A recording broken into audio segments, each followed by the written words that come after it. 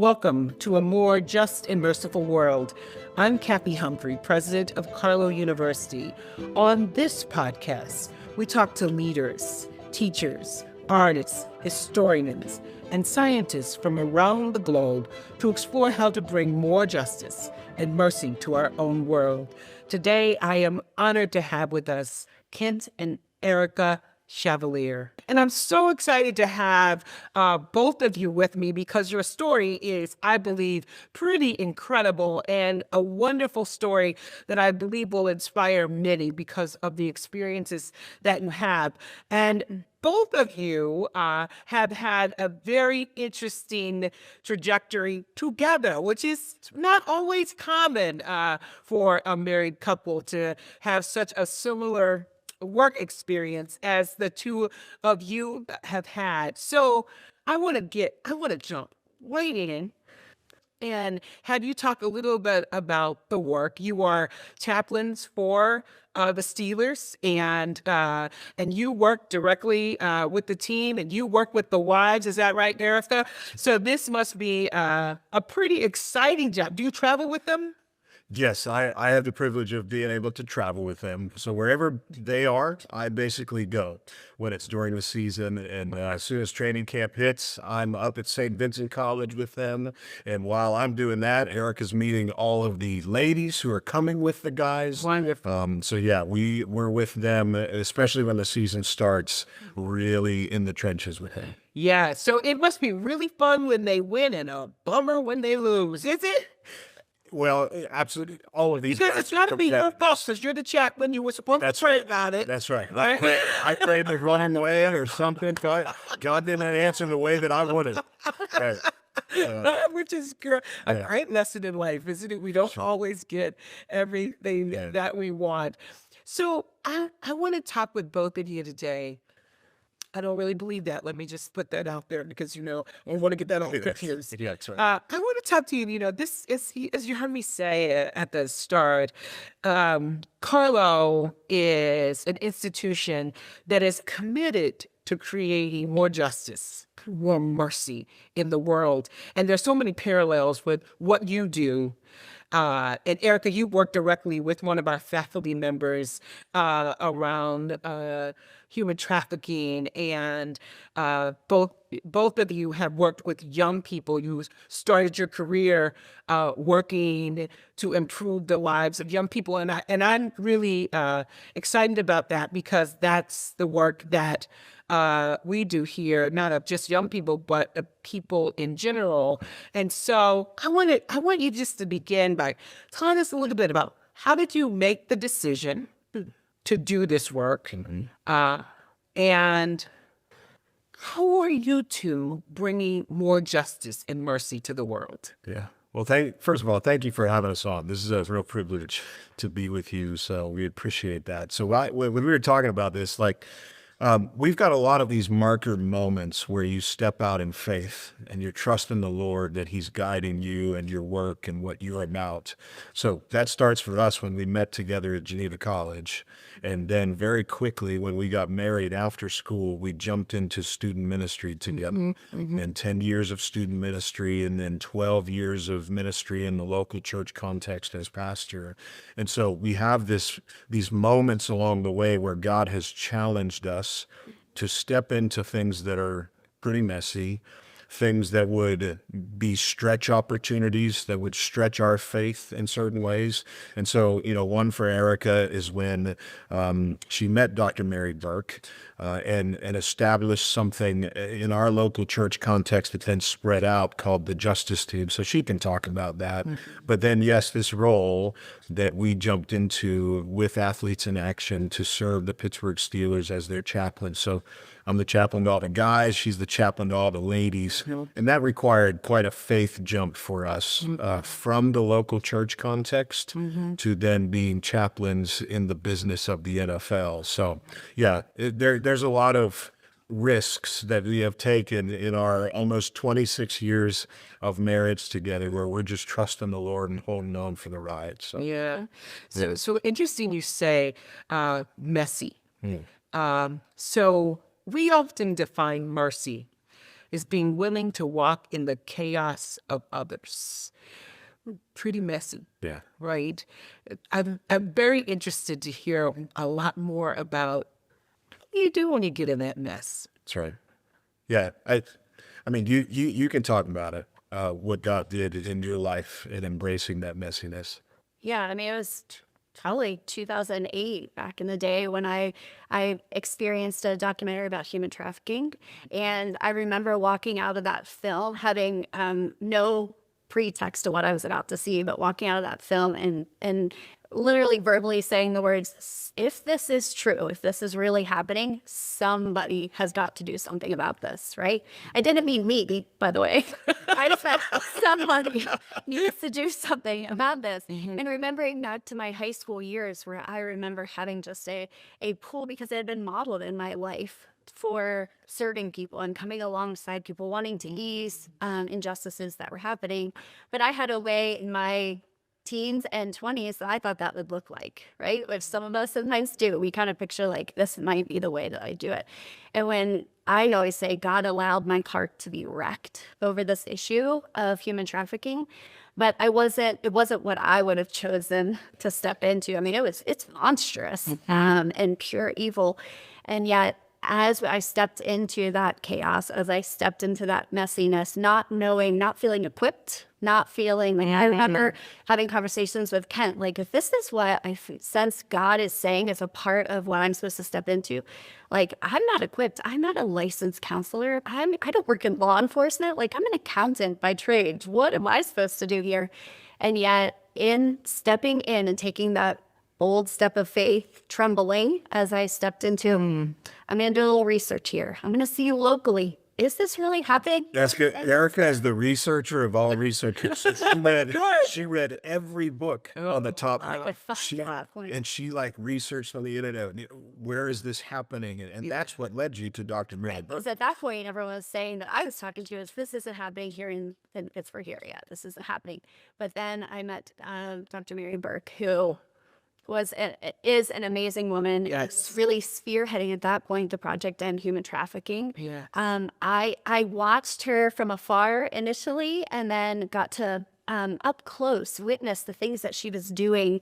She was forming a network. She was figuring out ways to resource. She saw gaps in care and was finding ways to initiate that. And then throughout that journey was able to step into a few of those things with her and coordinate resources for people locally. But it was at kind of watching her example of how she was doing things and realizing, okay, maybe I can do this. I might not be able to. She's, amazing, brilliant woman. Yes, she is. I'm not trained in that way, but there are things that I can do. There are spheres of influence that I have and a platform that I have that I can step into. It has been wild to watch as she took those steps that as God opened doors, Right. and has established what's called the Justice Team and a network of churches and nonprofit organizations that when there is a victim of human trafficking in the city of Pittsburgh, that Erica can make a phone call or write an email, and within minutes, that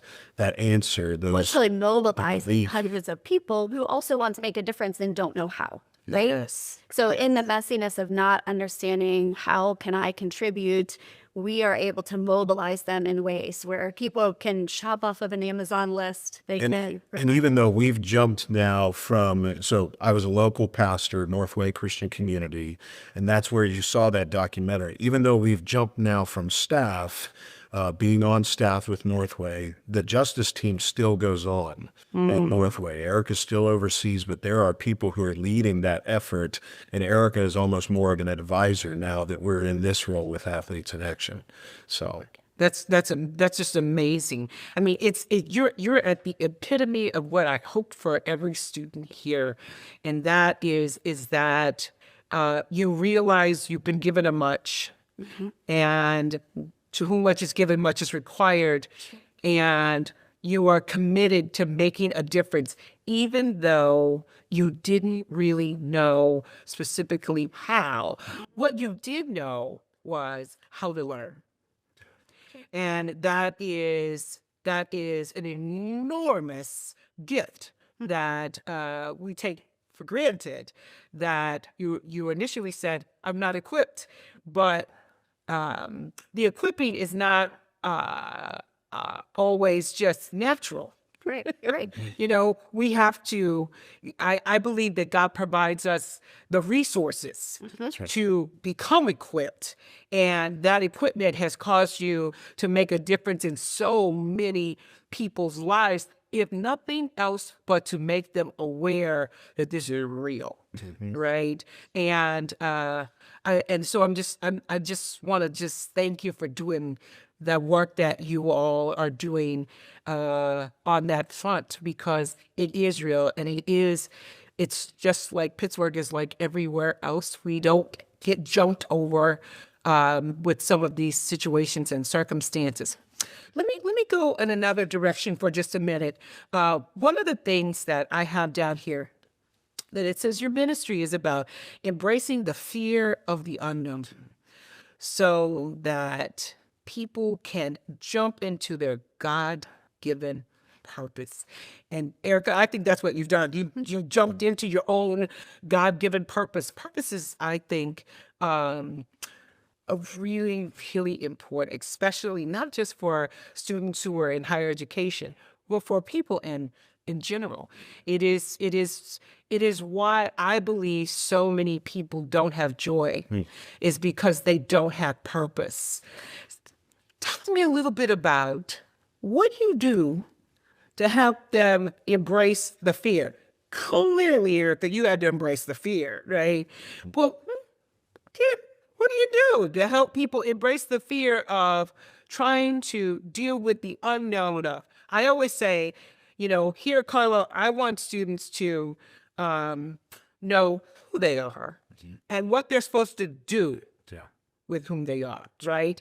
And because I believe that's some of the greatest gifts that you can give them. So much so that one of our faculty member, Stephen Comey, has just gotten a grant to provide a sophomore year experience where we're going to take students away to look at who are you and what are you supposed to do with who you are. Because if you leave here knowing those two things, we've done more than educate you. We've set you on a course in life really to accomplish that purpose, which is going to lead you to joy. Yeah. Right? I think that I want to go on that trip. Can you? I would love to get in touch with. I will get you in touch with Steve. Yes. Yeah, because I think it's a lifelong chase.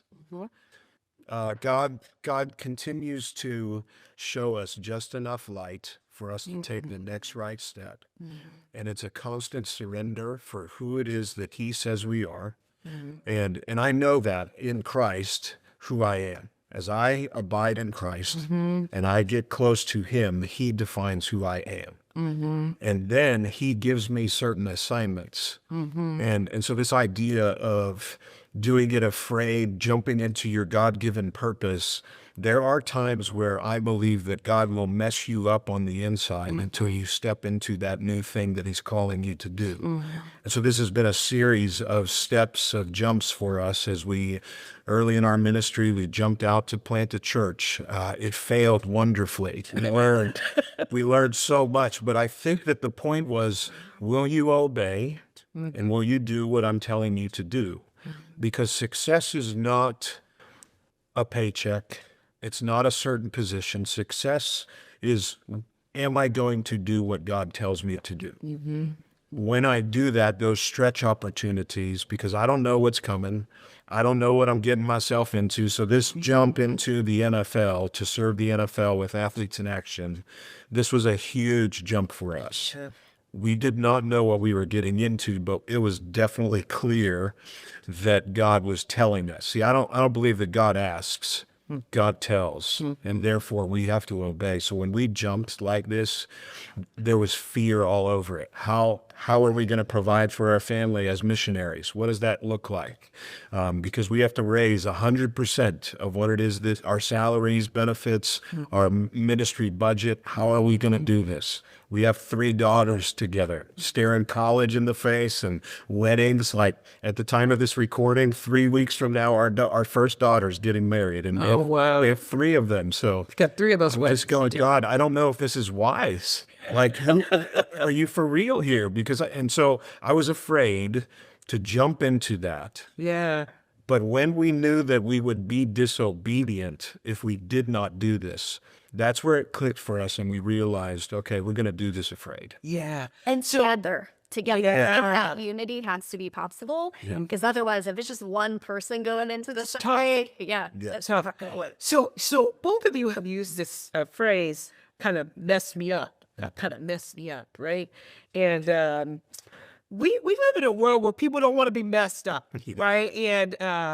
And We don't want to be messed up, but we are messed up. but we are Exactly. right, and so much so that we've put so many titles around the being messed up, right? To a point where we believe that we should never feel those messy feelings, right? Because they're uncomfortable. How do you get comfortable with the mess? That's a great question. I think you got to be comfortable with being uncomfortable.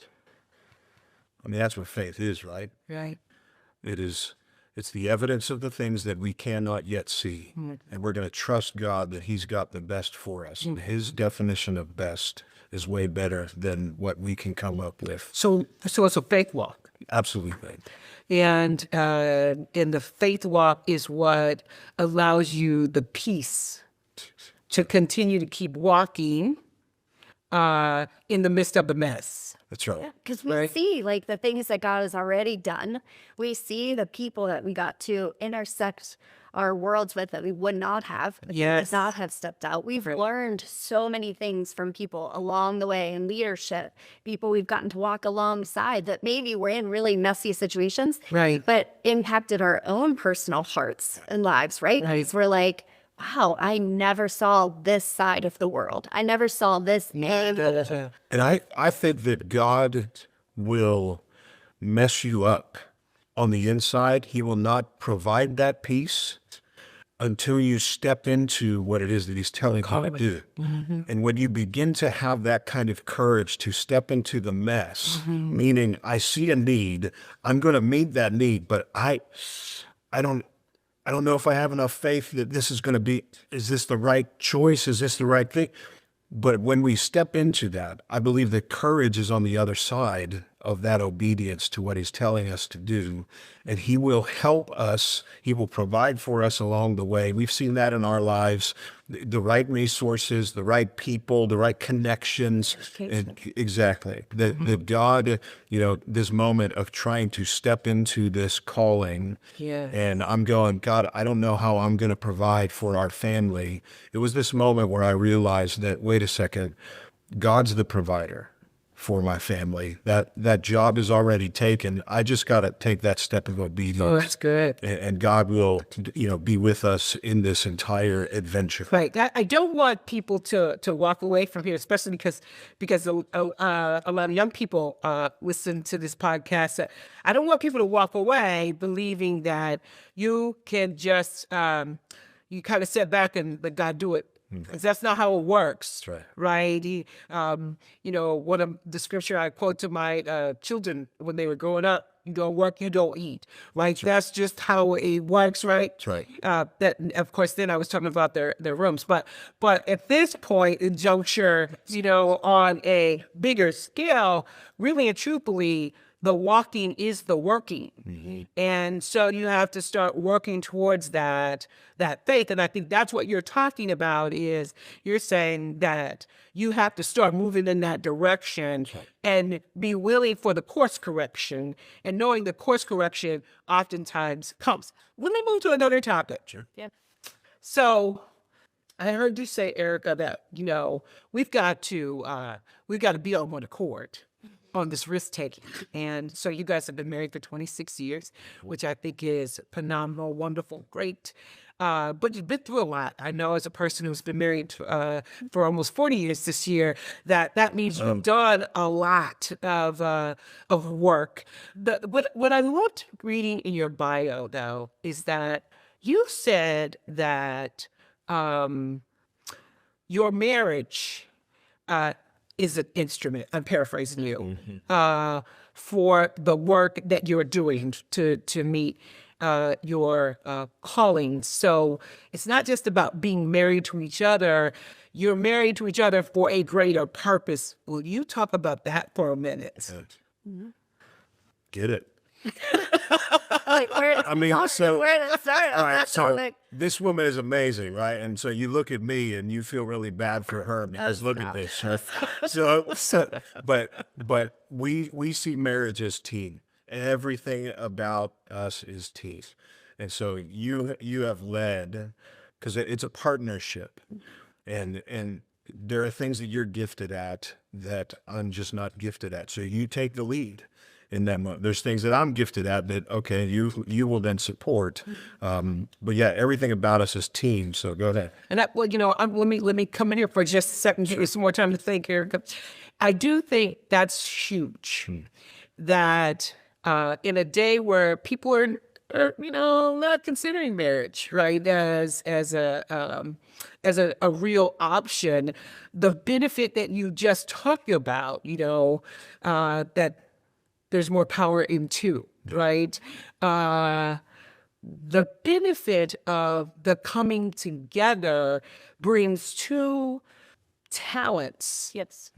into a circumstance. And if you can use those both talents, exploit them sufficiently, then the two of you become greater. And I just don't want to miss what you just said, because I think it's so very powerful. And it also takes some of the nonsense out of the relationship as well, when you're not both trying to do the same things, one which you're not called to do and one which you are called to do.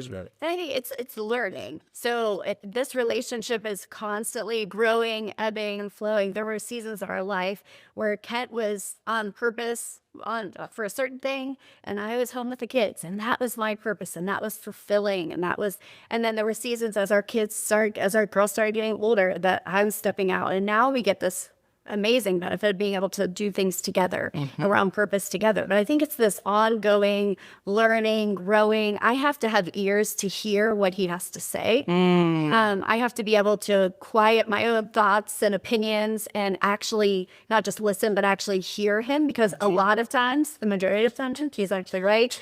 And what we Hey, Oh, that's really good. I'm glad this is being recorded.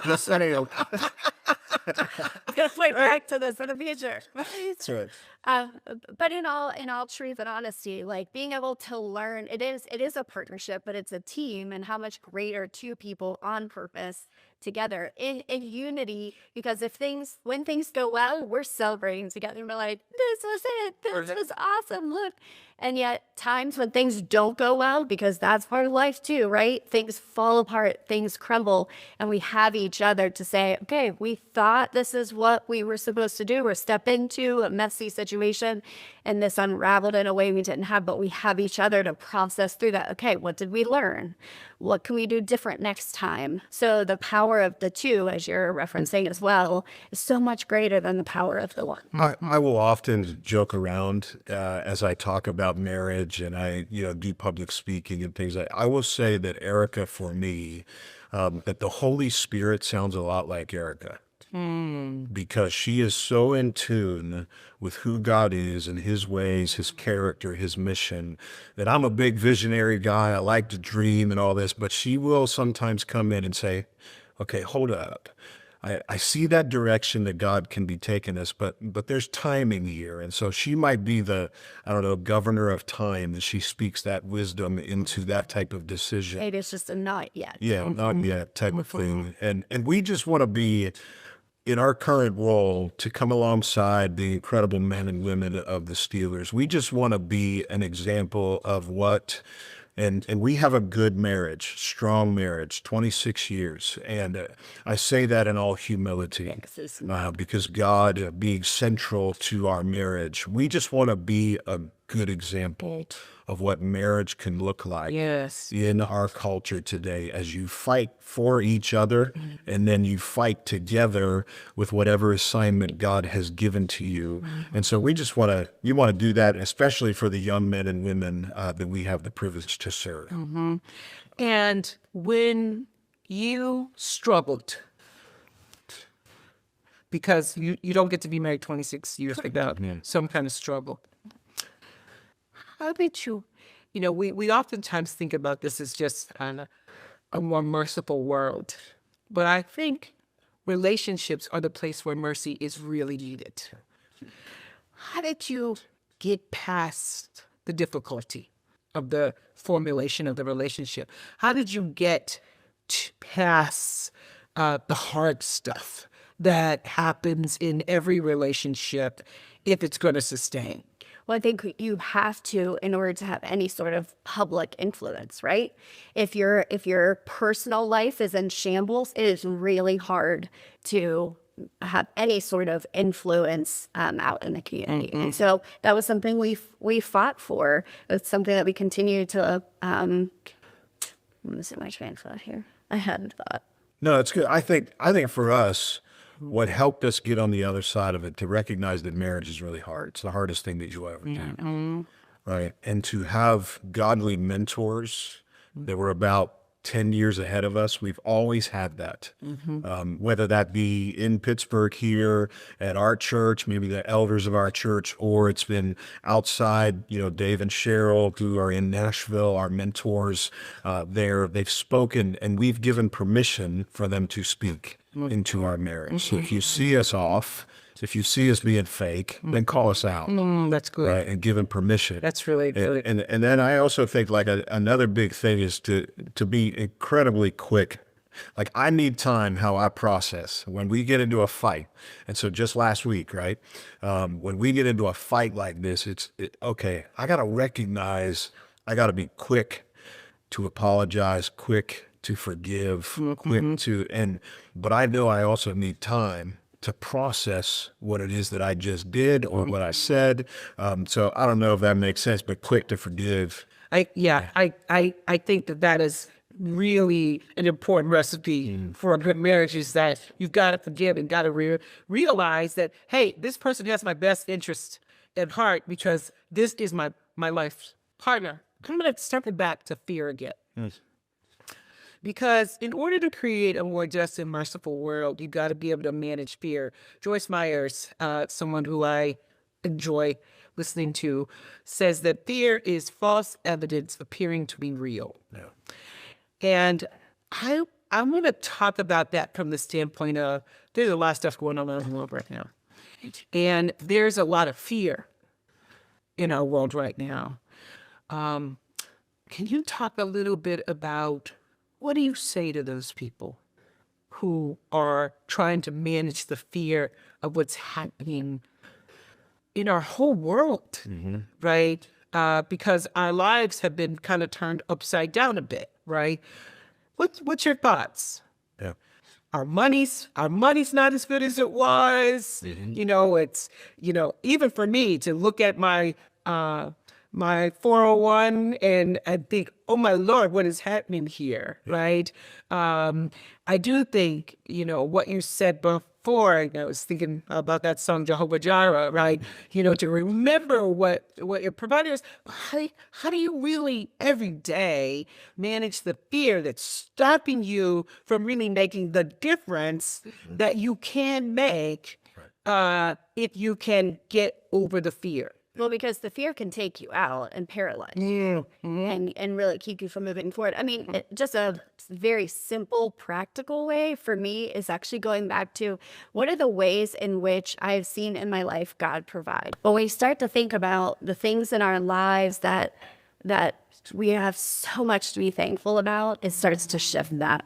And I think Managing the what ifs, I love that. Yes. Yeah, I think especially if there's young adults who are watching this and listening to this, because that's who we work with, is 21 to 20 somethings, and we will talk often about how in our generation today, what's coming across our screens and what we're scrolling, we don't know what to believe.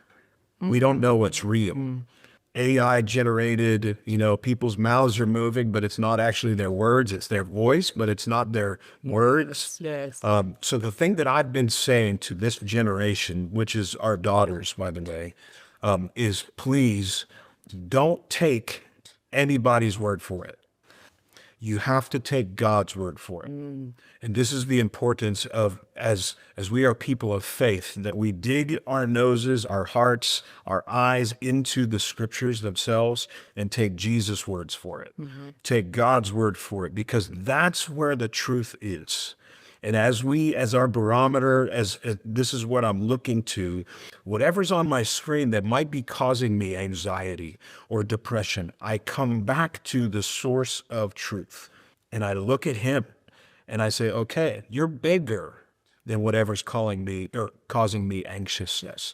You're bigger than whatever's causing me fear. So if those talking heads, as I scroll through, okay, they're saying things, but you know what? There's a higher truth. His name is Jesus, that I'm going to anchor myself in. That's where I have peace. That's where I can find my identity, that no matter what a government is going to say, no matter what my stock is going to plummet or rise, who is the steady? His name is Jesus, and that's where I stay. He's my anchor of peace. So, as you think about this generation, and I was sitting here when you said that you worked with 20-year-olds, and that I thought, I guess that is the age of the UFL football players. I don't think about them being that young, but they are that young. And when you think about working with that generation, and you think about how do I inspire them to get into the mess, to find their purpose, how do you lead them in that direction for the work that they are doing, whatever that work might be? When you think about the spouses who are that age as well, trying to figure out their life. This trying to figure out your life is tough to do, right? And it probably one of the most challenging things in our lives is to figure out, what the heck am I supposed to do? What do you say to that? Yeah, one of the things that we love to do, so we've got a process that as people come to Pittsburgh who are brand new to this city, they're playing for the Steelers, we love to introduce them to the mess. So what I mean there is we introduce them to incredible ministries in the city of Pittsburgh who are doing the hard work on the streets, who are doing the hard work with kids. So for instance, an example would be, we love to partner with Light of Life Rescue Mission and to take these, incredibly large men, right? These professional athletes. And then when you get them uncomfortable by serving meals to the homeless, something changes, right? When people walk through the doors of Light of Life Rescue Mission, something changes on the inside. And that's what we like to do. And we just invite them into that kind of a mess. Same thing with whatever their passion might be, because we're Pittsburghers, and we've grown up in ministry, if you will, in this city. We know people who are they're doing something in ministry that meets that young man's or that young woman's passion. So if they want to work with kids, we're introducing them to Urban Impact Foundation and Pittsburgh Kids Foundation. So we're a connector to the mess. So what I think I hear you saying is that if you can get above yourself, and serve other people, your situation begins to diminish. Absolutely. And you're able to think more clearly about direction because of your commitment to serving others. Yeah. And I think too sometimes, so for your students who obviously aren't a part of our ministry, but for your students, sometimes maybe it's just starting somewhere, right? Sometimes the need seems so overwhelming when we actually take a step back and we look at okay, there are millions of needs here in the city that we could come alongside. Well, pick one, try it. If it's not something that you're wired for or skilled for, maybe we can grow into that. Or you try something different. There are so many incredible organizations here in the city doing various different things. things. I don't think we always, like when I was young, I always thought I'd create something. And maybe that's for some of your students. Maybe they're going to create a new initiative, Right. do something different. But for some, maybe it's joining and partnering with someone who's already in that. They're running, they've figured out the potholes along the way, many potholes here in Pittsburgh, and they're running in that. So it could just be trying something, because I think one of the pitfalls we can fall into, or potholes we can fall into, is that we try and meet every need. Everything is, we do too much. So that's the flip side, right? Of someone who's just, they're trying to do too much, and recognizing there are people right in our circle of influence. And maybe we start there. That's good. Who's right there in front of us? What are the needs that are right there in front of us? Maybe this week, I meet this need for a young single mom who has a small child who I know is really struggling. It's long days at home. And I offer to step in and sit with a kid and just be. Sometimes it's not even doing. Right. It's just being That's in that. And so I think that sometimes if we can, avoid that pothole of, oh, there's so much need, so we do too much or we don't do anything, we're paralyzed in that fear, but just start somewhere. Yeah. Oftentimes I say to individuals I'm working with, every need is not your call. Yes. You got to understand which is yours. You learn that though. You learn that over time. It has been wonderful to talk to you. And I do believe that this conversation is a conversation that people need to hear. And I'm so grateful for the work that both of you are doing, to know the kind of impact that you're making with the team, the kind of impact that you are making on, women trafficking, and how important it is for both of these works to be completed. I'm grateful that there is a big work that has been given to you. And I know that God is faithful, and that he's going to help you complete the calls that have been put on both your lives. So thank you for being with me today. And I hope we can figure out how to get you on that retreat with That's right. students. And I'm sure Mary Burke can be thrilled to know that you are still so invested in the work. Thanks again for being with us. Thanks for having us.